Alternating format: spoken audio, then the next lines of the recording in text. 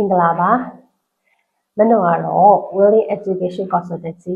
Education Advisor Mano Nino Mipare Oman so mono the Manoya TikTok account ma solution Miado Api video lady bono by program nishi Balumio PSAM scholarship they are Palo Pele Pilumio a town Piopi Pita bono the Dini Mano Manoa trong the thousands alai IGCSE result တွေထွက်ထားပြီပေါ့နော်ထွက်ထားပြီဆို IGCSE ကျောင်းသားတွေသွားလို့ရမယ်ကျောင်းတွေပြီးရခါကျမလို့ဒီ scholarship တွေကဘယ်လိုမျိုးပေးနေလဲပေါ့နော်ပေးနေလဲဆိုတဲ့ဟာတွေကိုဒီ video လေးထဲမှာပြပြပေးသွားမှာဖြစ်ပါတယ်ဆိုတော့ကျောင်းအဓိကတော့ကျောင်းသားက budget ချိန်ဖို့ရယ်သွားလို့ရတဲ့လမ်းကြောင်းလေးတွေနဲ့ကိုယ့်ရဲ့ education ဖတ်ပြီးဘယ်လိုမျိုးတက်ဆင့်ချင်းစီပြောင်းလဲမလဲဆိုတဲ့အပိုင်းလေးတွေကိုပေါ့နော်ဒီ video လေးထဲမှာmap လေးတွေလုပ်ပေးသွားမှာပဲဖြစ်ပါတယ်အဲ့ပထမအဦးဆုံးပေါ့နော်ထိုင်းမှာရှိတဲ့အကြောင်းလေးအကြောင်းကိုအရင်ပြပြပေးပါမယ်ပထမဆုံးမတော့ရွေးချယ်ထားတဲ့အကြောင်းကတော့ Stanford International University ဖြစ်ပါတယ်ဒါကတော့ထိုင်းမှာရှိတဲ့ဒီ private university တစ်ခုဖြစ်တဲ့ international ကျောင်းသားတွေလည်းအတက်များတယ် program တွေလည်းများတယ် international ကျောင်းသားတွေအထူးသဖြင့်မြန်မာကျောင်းသားတွေဂျားထဲမှာလည်း popular ဖြစ်တဲ့အကြောင်းပေါ့နော်အဲ့တော့ထိုင်းကျောင်းကိုရွေးလိုက်တယ်ဆိုတဲ့အချိန်မှာအမြင်တွေကမတူကွဲပြားသွားလိမ့်မယ်ပေါ့နော်အလွယ်တကူသွားလို့ရတဲ့အကြောင်းသူတို့ agency ကနေပြီးတော့ဒါကြီးကိုပဲရောင်းနေတာပဲဆိုတော့ရည်ရွယ်ချက်မျိုးနဲ့မြင်တဲ့သူလည်း maybe ရှိကောင်းရှိနိုင်တယ်ဒါပေမဲ့မနှုတ်ရဲ့အမြင်ကကြတော့အခုအချိန်မှာပေါ့နော်ဒီစီးပွားရေးအရာရော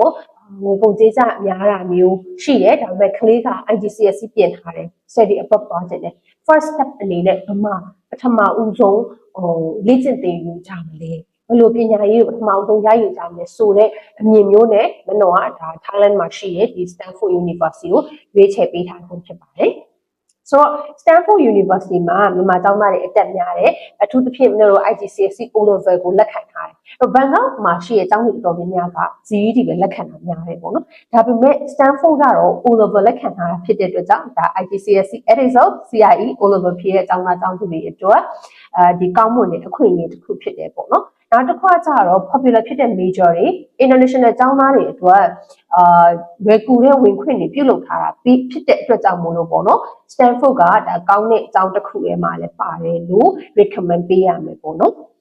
အဲ့တော့အခုဒီ Stanford International University ပေါ့နော်ဒီမှာဆိုလို့ရှိရင်ခုနပြောသလိုပဲ GED ကျောင်းသားကိုလည်းလက်ခံတယ် IGCSE O level ကျောင်းသားလည်းလက်ခံတယ်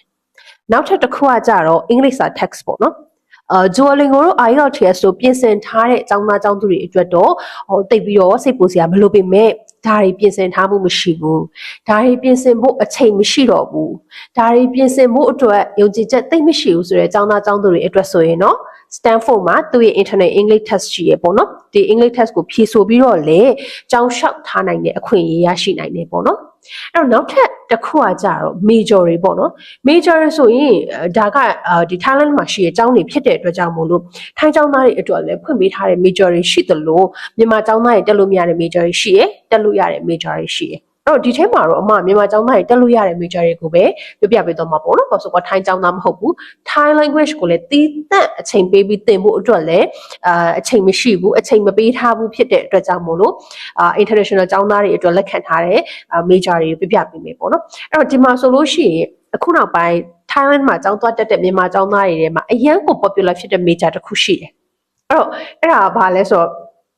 hospitality တို့ business တို့ IT တို့လို့ maybe မြင်ကောင်းမြင်မယ်ဒါပေမဲ့အဲ့ဒါမဟုတ်ဘူးအဲ့ဒါဘာလဲဆိုတဲ့အခါကျ global aviation ပေါ့နော်အဓိကကတော့ဒီ Stanford မှာတော့ global aviation ရှိတယ်ဒါပေမဲ့တခြားကျောင်းတွေမှာလည်း aviation နဲ့ related ဖြစ်တဲ့ major တွေရှိရပေါ့နော်အဓိကကတော့ aviation လို့ပြောပါဒီ airport မှာအလုပ်လုပ်ချင်တဲ့ကျောင်းသားကျောင်းသူတွေဒီ airline airport management ဒီ process တွေသွားချင်တဲ့သူတွေ cruise ဖြစ်ချင်တဲ့သူတွေကဒီ major တွေကိုရွေးချယ်လာကြတယ်ပေါ့နော်အဲ့တော့ဒီ Stanford မှာဆိုလို့ရှိရင်เนาะဒါ global aviation ဆိုတဲ့ major ရှိမယ်ဒါဒီခုနပြောတဲ့ industry ကိုစိတ်ဝင်စားတဲ့သူတွေဆိုရင်တက်ရောက်လို့ရတယ်ပေါ့နော်နောက်တစ်ခါကျတော့International Business and Supply Chain Management ဒီ title ကလည်းအလုပ်ရှာဖို့အတွက်လွယ်တဲ့အထက်မှာပါတယ်အဓိကအဖြစ်တော့ International Business ကိုမှ Supply Chain Management ပေါင်းမိလိုက်တာဖြစ်တဲ့အတွက်ကြောင့်မို့လို့လုပ်ငန်းခွင်မှာလက်တွေ့အသုံးပြုလို့ရတဲ့ major မျိုးဖြစ်တဲ့အတွက်ကြောင့် business ကိုစိတ်ဝင်စားတဲ့ business ဆက်ပတ်သက်ပြီးတော့ဒီအလုပ်လုပ်လို့တဲ့ကျောင်းသားကျောင်းသူတွေအတွက်ဆိုရင်တော့ဒီ major ရှိမယ်ပေါ့နော်နောက်ထပ်တစ်ခုကကြတော့ဒါကျောင်းသားကျောင်းသူတွေ Stanford မှာတည်ထားပြီးသားနော် hospitality entrepreneurships အဲ့တော့ hospitality နဲ့ပတ်သက်တဲ့အပိုင်းတွေတက်ရောက်လို့ရမယ်ပြီးရင် digital and strategic marketing အဲ့တော့ Stanford က business နဲ့ပတ်သက်တဲ့ major တွေမှာ strong ဖြစ်တာဖြစ်တဲ့အတွက် business မှာ title အစုံပါလာတာပေါ့နော်ဒီထဲမှာမပါတာတစ်ခုရရှိအဲ့ဒါပြီးရဲ့နောက်ပိုင်းမှာပြန်ပြောပြပေးမယ်ပေါ့နော်အဲ့တော့နောက်တစ်ခုကကြတော့ global entrepreneurship and innovation နောက်တစ်ခုက digital business and management နောက်တစ်ခါကျ business management and innovations ဆိုတော့ဒီ major တွေတက်ရောက်လို့ရမယ်ပေါ့နော်